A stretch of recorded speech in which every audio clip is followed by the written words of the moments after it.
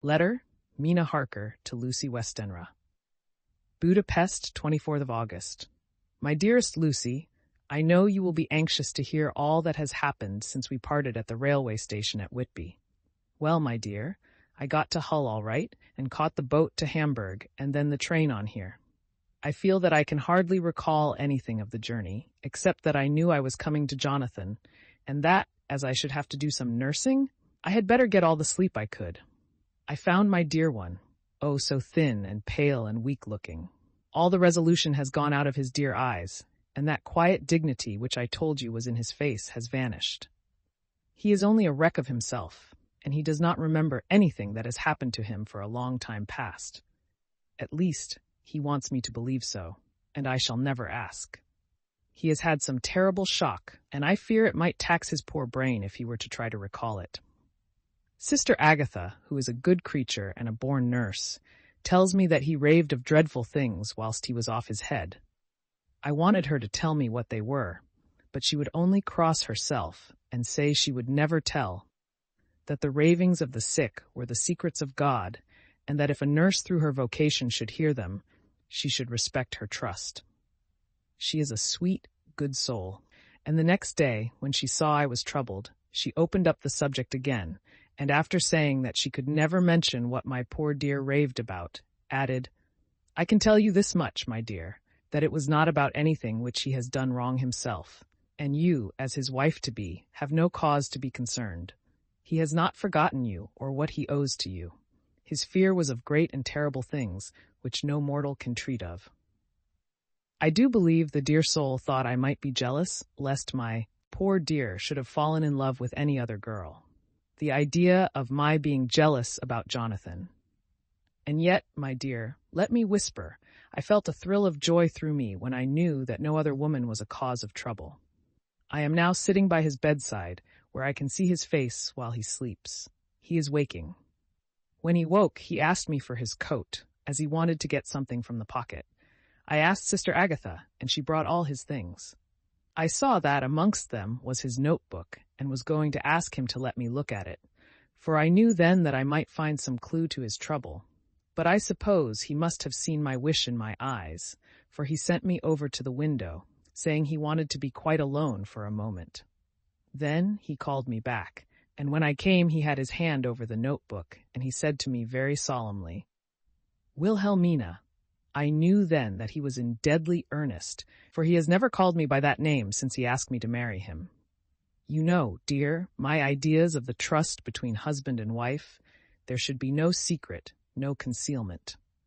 I have had a great shock, and when I try to think of what it is, I feel my head spin round, and I do not know if it was all real or the dreaming of a madman. You know I have had brain fever, and that is to be mad. The secret is here, and I do not want to know it. I want to take up my life here with our marriage. For, my dear, we had decided to be married as soon as the formalities are complete. Are you willing, Wilhelmina, to share my ignorance? Here is the book. Take it and keep it, read it if you will, but never let me know, unless, indeed, some solemn duty should come upon me to go back to the bitter hours, asleep or awake, sane or mad, recorded here. He fell back exhausted, and I put the book under his pillow and kissed him. I have asked Sister Agatha to beg the Superior to let our wedding be this afternoon, and am waiting her reply. She has come and told me that the chaplain of the English Mission Church has been sent for. We are to be married in an hour, or as soon after as Jonathan awakes. Lucy, the time has come and gone. I feel very solemn, but very, very happy. Jonathan woke a little after the hour, and all was ready, and he sat up in bed, propped up with pillows. He answered his I will firmly and strongly. I could hardly speak. My heart was so full that even those words seemed to choke me. The dear sisters were so kind. Please God, I shall never, never forget them, nor the grave and sweet responsibilities I have taken upon me. I must tell you of my wedding present. When the chaplain and the sisters had left me alone with my husband, oh, Lucy, it is the first time I have written the words my husband, left me alone with my husband, I took the book from under his pillow and wrapped it up in white paper and tied it with a little bit of pale blue ribbon, which was round my neck, and sealed it over the knot with sealing wax. and for my seal I used my wedding ring. Then I kissed it and showed it to my husband, and told him that I would keep it so, and then it would be an outward and visible sign for us all our lives that we trusted each other, that I would never open it unless it were for his own dear sake or for the sake of some stern duty. Then he took my hand in his, and oh, Lucy, it was the first time he took his wife's hand and said that it was the dearest thing in all the wide world, and that he would go through all the past again to win it, if need be. The poor dear meant to have said a part of the past, but he cannot think of time yet, and I shall not wonder if at first he mixes up not only the month but the year. Well, my dear, what could I say? I could only tell him that I was the happiest woman in all the wide world, and that I had nothing to give him except myself, my life, and my trust, and that with these went my love and duty for all the days of my life. And my dear, when he kissed me and drew me to him with his poor weak hands, it was like a very solemn pledge between us. Lucy, dear, do you know why I tell you all this? It is not only because it is all sweet to me, but because you have been, and are, very dear to me. It was my privilege to be your friend and guide when you came from the schoolroom to prepare for the world of life. I want you to see now, and with the eyes of a very happy wife, whither duty has led me, so that in your own married life you too may be all happy as I am. My dear, please Almighty God, your life may be all it promises. A long day of sunshine, with no harsh wind, no forgetting duty, no distrust. I must not wish you no pain, for that can never be, but I do hope you will be always as happy as I am now. Goodbye, my dear. I shall post this at once and perhaps write you very soon again. I must stop, for Jonathan is waking. I must attend to my husband. Your ever-loving letter, Lucy Westenra, to Mina Harker. Whitby, 30th of August. My dearest Mina, oceans of love and millions of kisses, and may you soon be in your own home with your husband. I wish you could be coming home soon enough to stay with us here.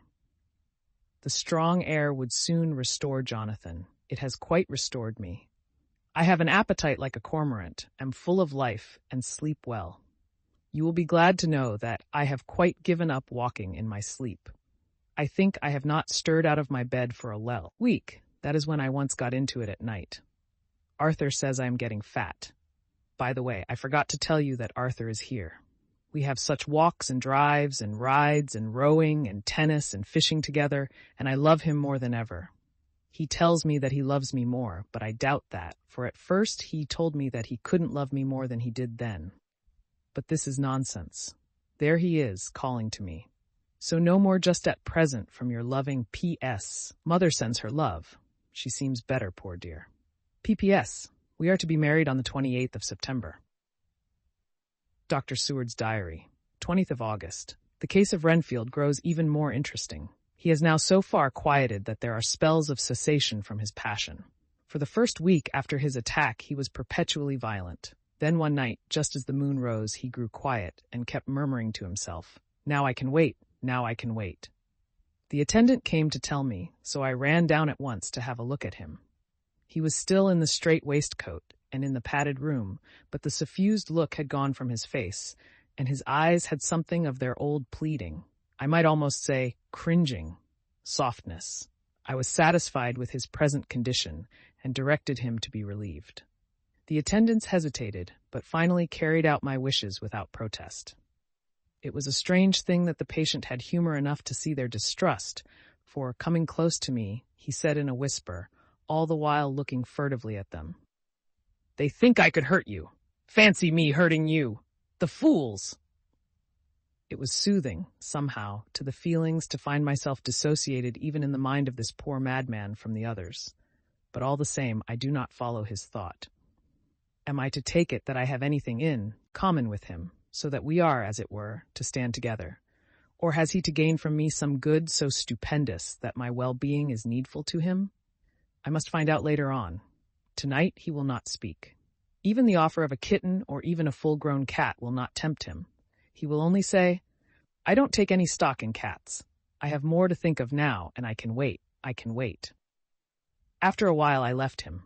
The attendant tells me that he was quiet until just before dawn, and that then he began to get uneasy, and at length violent, until at last he fell into a paroxysm which exhausted him so that he swooned into a sort of coma. 3 nights has the same thing happened. Violent all day, then quiet from moonrise to sunrise. I wish I could get some clue to the cause. It would almost seem as if there was some influence which came and went. Happy thought. We shall tonight play sane wits against mad ones. He escaped before without our help. Tonight he shall escape with it. We shall give him a chance and have the men ready to follow in case they are required. 23rd of August. The unexpected always happens. How well Disraeli knew life. Our bird, when he found the cage open, would not fly, so all our subtle arrangements were for naught. At any rate, we have proved one thing, that the spells of quietness last a reasonable time. We shall in future be able to ease his bonds for a few hours each day. I have given orders to the night attendant merely to shut him in the padded room, when once he is quiet, until an hour before sunrise. The poor soul's body will enjoy the relief even if his mind cannot appreciate it. Hark! The unexpected again. I am called. The patient has once more escaped. Later. Another night adventure. Renfield artfully waited until the attendant was entering the room to inspect. Then he dashed out past him and flew down the passage. I sent word for the attendants to follow. Again, he went into the grounds of the deserted house, and we found him in the same place, pressed against the old chapel door. When he saw me, he became furious, and had not the attendants seized him in time, he would have tried to kill me. As we were holding him, a strange thing happened. He suddenly redoubled his efforts, and then as suddenly grew calm. I looked round instinctively, but could see nothing. Then I caught the patient's eye and followed it, but could trace nothing as it looked into the moonlit sky except a big bat, which was flapping its silent and ghostly way to the west. Bats usually wheel and flit about, but this one seemed to go straight on, as if it knew where it was bound for or had some intention of its own. The patient grew calmer every instant and presently said, "You needn't tie me. I shall go quietly." Without trouble we came back to the house. I feel there is something ominous in his calm and shall not forget this night. Lucy Westenra's diary, Hillingham, 24th of August. I must imitate Mina and keep writing things down. Then we can have long talks when we do meet. I wonder when it will be. I wish she were with me again, for I feel so unhappy. Last night I seemed to be dreaming again, just as I was at Whitby. Perhaps it is the change of air, or getting home again. It is all dark and horrid to me, for I can remember nothing, but I am full of vague fear, and I feel so weak and worn out. When Arthur came to lunch, he looked quite grieved when he saw me, and I hadn't the spirit to try to be cheerful. I wonder if I could sleep in Mother's room tonight. I shall make an excuse and try. 25th August. Another bad night. Mother did not seem to take to my proposal. She seems not too well herself, and doubtless she fears to worry me. I tried to keep awake and succeeded for a while, but when the clock struck 12 it waked me from a doze, so I must have been falling asleep. There was a sort of scratching or flapping at the window, but I did not mind it, and as I remember no more, I suppose I must then have fallen asleep. More bad dreams. I wish I could remember them. This morning I am horribly weak. My face is ghastly pale and my throat pains me. It must be something wrong with my lungs, for I don't seem ever to get air enough. I shall try to cheer up when Arthur comes, or else I know he will be miserable to see me so. Letter, Arthur Holmwood, Dr. Seward. Albemarle Hotel, 31st of August. My dear Jack, I want you to do me a favor. Lucy is ill. That is, she has no special disease, but she looks awful and is getting worse every day. I have asked her if there is any cause. I do not dare to ask her mother, for to disturb the poor lady's mind about her daughter in her present state of health would be fatal. Mrs. Westenra has confided to me that her doom is spoken, disease of the heart, though poor Lucy does not know it yet. I am sure that there is something preying on my dear girl's mind. I am almost distracted when I think of her. To look at her gives me a pang. I told her I should ask you to see her, and though she demurred at first, I know why, old fellow, she finally consented. It will be a painful task for you, I know, old friend, but it is for her sake, and I must not hesitate to ask or you to act. You are to come to lunch at Hillingham tomorrow, 2 o'clock, so as not to arouse any suspicion in Mrs. Westenra, and after lunch, Lucy will take an opportunity of being alone with you. I shall come in for tea, and we can go away together. I am filled with anxiety, and want to consult with you alone as soon as I can after you have seen her. Do not fail. Telegram, Arthur Holmwood to Seward. 1 September. Am summoned to see my father, who is worse. Am writing. Write me fully by tonight's post to ring. Wire me if necessary. Letter from Dr. Seward to Arthur Holmwood. 2nd September. My dear old fellow, with regard to Miss Westenra's health, I hasten to let you know at once that in my opinion there is not any functional disturbance or any malady that I know of. At the same time, I am not by any means satisfied with her appearance. She is woefully different from what she was when I saw her last. Of course, you must bear in mind that I did not have full opportunity of examination such as I should wish. Our very friendship makes a little difficulty, which not even medical science or custom can bridge over. I had better tell you exactly what happened, leaving you to draw, in a measure, your own conclusions. I shall then say what I have done and propose doing. I found Miss Westenra in seemingly gay spirits.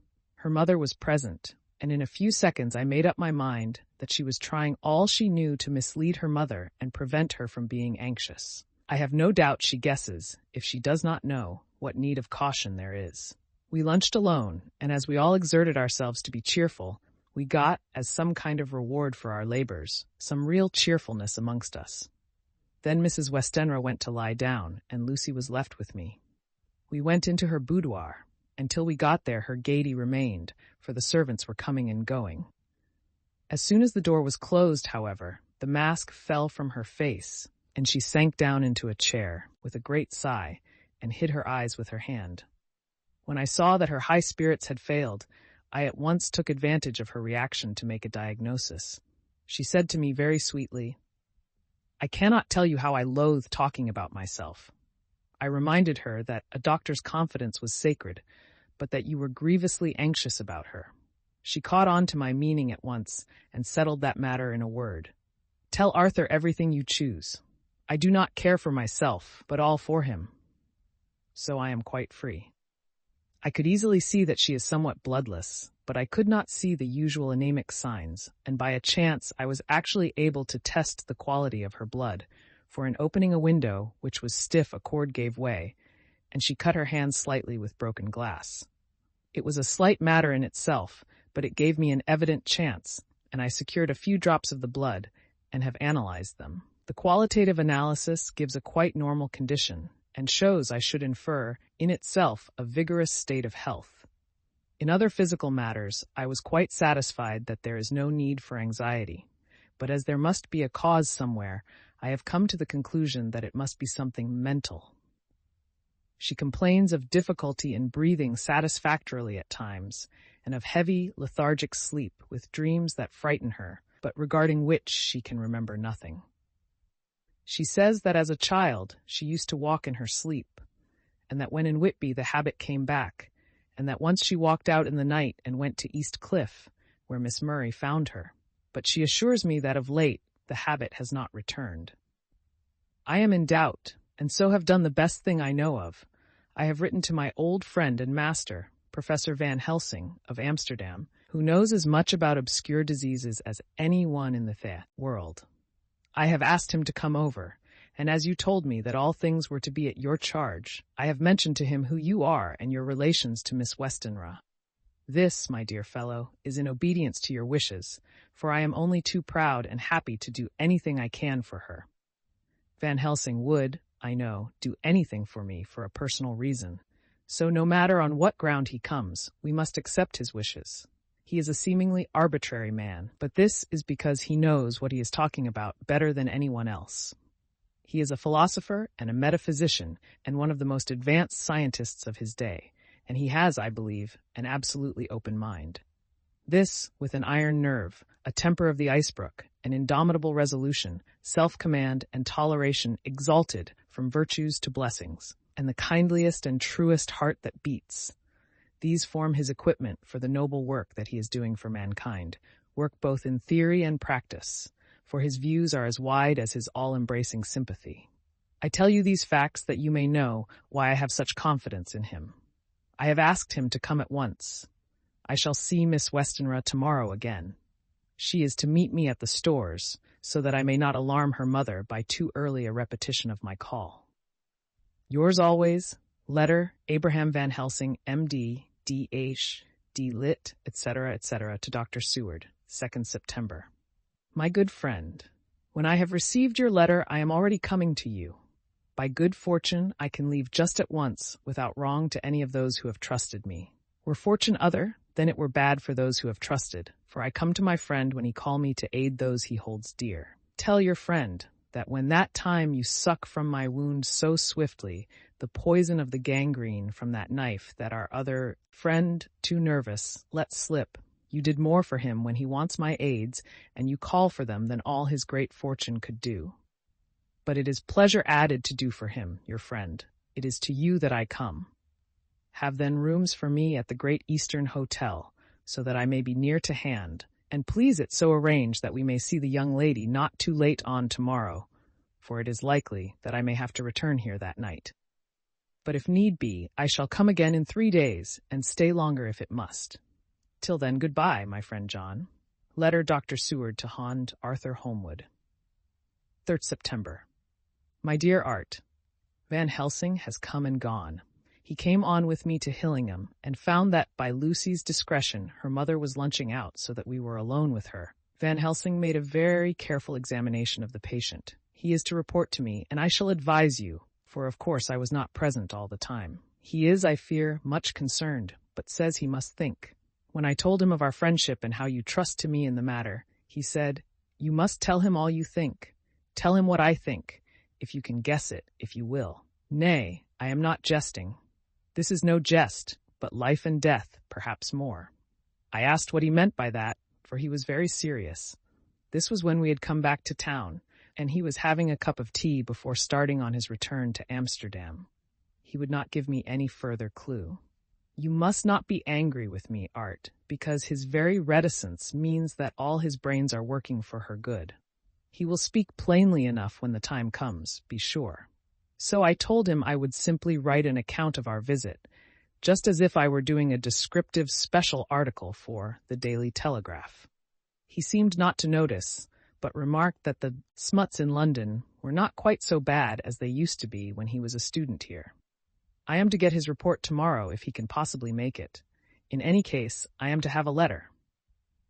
Well, as to the visit, Lucy was more cheerful than on the day I first saw her, and certainly looked better. She had lost something of the ghastly look that so upset you, and her breathing was normal. She was very sweet to the professor, as she always is, and tried to make him feel at ease, though I could see that the poor girl was making a hard struggle for it. I believe Van Helsing saw it too, for I saw the quick look under his bushy brows that I knew of old. Then he began to chat of all things except ourselves and diseases, and with such an infinite geniality that I could see poor Lucy's pretense of animation merge into reality. Then, without any seeming change, he brought the conversation gently round to his visit, and suavely said, "My dear young miss, I have the so great pleasure because you are so much beloved. That is much, my dear. Ever were there that which I do not see. They told me you were down in the spirit, and that you were of a ghastly pale. To them I say, poof!" And he snapped his fingers at me and went on. "But you and I shall show them how wrong they are. How can he?" And he pointed at me with the same look and gesture as that with which once he pointed me out to his class. On, or rather after, a particular occasion which he never fails to remind me of. Know anything of a young lady's? He has his madmans to play with, and to bring them back to happiness, and to those that love them. It is much to do, and oh, but there are rewards in that we can bestow such happiness. But the young ladies. He has no wife nor daughter, and the young do not tell themselves to the young, but to the old like me, who have known so many sorrows and the causes of them. So, my dear, we will send him away to smoke the cigarette in the garden, whiles you and I have little talk all to ourselves. I took the hint and strolled about, and presently the professor came to the window and called me in. He looked grave, but said, "I have made careful examination. But there is no functional cause. With you, I agree that there has been much blood lost. It has been, but is not. But the conditions of her are in no way anemic. I have asked her to send me her maid, that I may ask just one or two questions, that so I may not chance to miss nothing. I know well what she will say.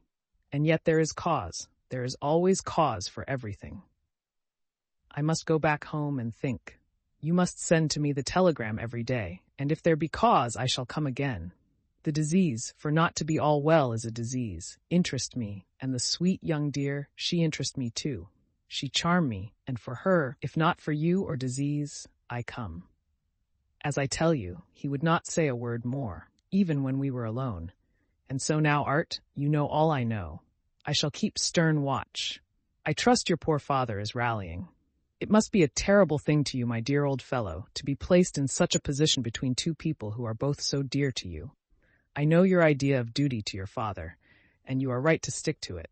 But, if need be, I shall send you word to come at once to Lucy, so do not be over-anxious unless you hear from me. Dr. Seward's Diary, 4 September. Zoophagus patient still keeps up our interest in him. He had only one outburst, and that was yesterday at an unusual time. Just before the stroke of noon, he began to grow restless. The attendant knew the symptoms and at once summoned aid. Fortunately, the men came at a run and were just in time, for at the stroke of noon he became so high, violent, that it took all their strength to hold him. In about 5 minutes, however, he began to get more and more quiet, and finally sank into a sort of melancholy, in which state he has remained up to now. The attendant tells me that his screams whilst in the paroxysm were really appalling. I found my hands full when I got in, attending to some of the other patients who were frightened by him. Indeed, I can quite understand the effect, for the sounds disturbed even me, though I was some distance away. It is now after the dinner hour of the asylum, and as yet my patient sits in a corner brooding, with a dull, sullen, woebegone look in his face, which seems rather to indicate than to show something directly. I cannot quite understand it. Later. Another change in my patient. At 5 o'clock I looked in on him, and found him seemingly as happy and contented as he used to be. He was catching flies and eating them, and was keeping note of his capture by making nail marks on the edge of the door between the ridges of padding. When he saw me, he came over and apologized for his bad conduct, and asked me in a very humble, cringing way to be led back to his own room, and to have his notebook again. I thought it well to humor him. So he is back in his room with the window open. He has the sugar of his tea spread out on the windowsill, and is reaping quite a harvest of flies. He is not now eating them, but putting them into a box as of old, and is already examining the corners of his room to find a spider. I tried to get him to talk about the past few days, for any clue to his thoughts would be of immense help to me, but he would not rise. For a moment or two he looked very sad, and said in a sort of far-away voice, as though saying it rather to himself than to me, all over, all over. He has deserted me. No hope for me now unless I do it for myself." Then suddenly turning to me in a resolute way, he said, "Doctor, won't you be very good to me and let me have a little more sugar? I think it would be good for me." "And the flies?" I said. "Yes, the flies like it too, and I like the flies. Therefore I like it. And there are people who know so little as to think that madmen do not argue. I procured him a double supply, and left him as happy a man as, I suppose, any in the world. I wish I could fathom his mind." Midnight. Another change in him. I had been to see Miss Westenra, whom I found much better, and had just returned, and was standing at our own gate looking at the sunset, when once more I heard him yelling. As his room is on this side of the house, I could hear it better than in the morning.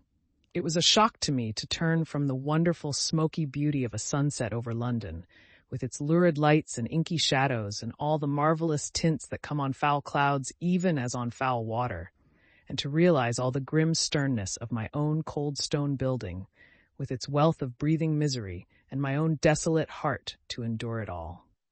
I reached him just as the sun was going down, and from his window saw the red disk sink. As it sank, he became less and less frenzied, and just as it dipped, he slid from the hands that held him, an inert mass, on the floor.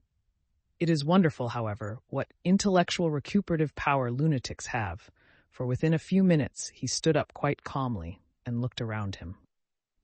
I signaled to the attendants not to hold him, for I was anxious to see what he would do.